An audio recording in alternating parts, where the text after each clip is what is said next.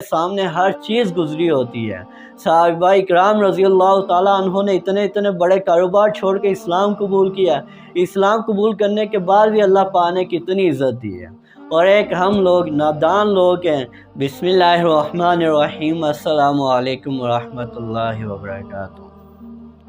اکثر لوگ کافی جو کاروبار کرتے ہیں، کاروبار ہونے کے بعد جب یکسدم وہ آسمان سے زمین پہ پلٹ کر گرتے ہیں تو حیران ہو جاتے ہیں ہم نے کرنا کیا ہے۔ یہ آپ ایک صحابی رضی اللہ تعالیٰ عنہ کا آپ کو میں قصہ سناتا ہوں، جو عرب ممالک میں اسلام قبول کرنے سے پہلے اتنے بڑے تاجر تھے جن کے پاس مال کی جو وہ شمار جو تھی وہ اس کے پاس نہیں تھی، یعنی کتنا اس کے پاس مال تھا کہ اس کا شمار بھی ہونا بہت مشکل تھا۔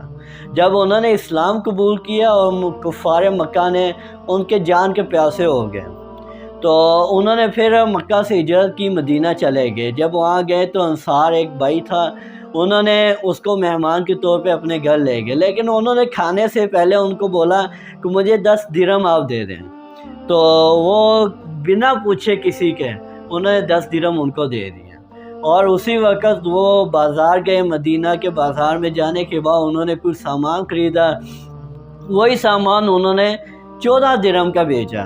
تھوڑی دیر بعد ان کو بھوک محسوس ہوئی، بھوک محسوس ہونے کے بعد جب انہوں نے کچھ کھانا لیا، گھر آئے، سب کو ساتھ بٹھایا، کھانا کھلایا، تو ان کو شکریہ کے ساتھ 10 درہم واپس دے دیے، یعنی کہ انہوں نے کچھ وقت میں 40% انہوں نے کما لیا تھا۔ اور وہ ایسے صحابی جن کو حیات مبارکہ حضرت محمد صلی اللہ علیہ وسلم نے عشرہ مبشرہ یعنی کہ جنت کا ٹکٹ دے دیا تھا۔ یہ اور کوئی صحابی نہیں، یہ عبد الرحمن بن عوف رضی اللہ تعالیٰ عنہ ہے، جو چند ہی سالوں میں بہت ہی بڑے تاجروں میں شمار ہو گئے تھے، اور انہوں نے اپنی زندگی کہاں سے گزاری اور کہاں پہ لے گئے تھے یہ آپ کو دیکھنی چاہیے۔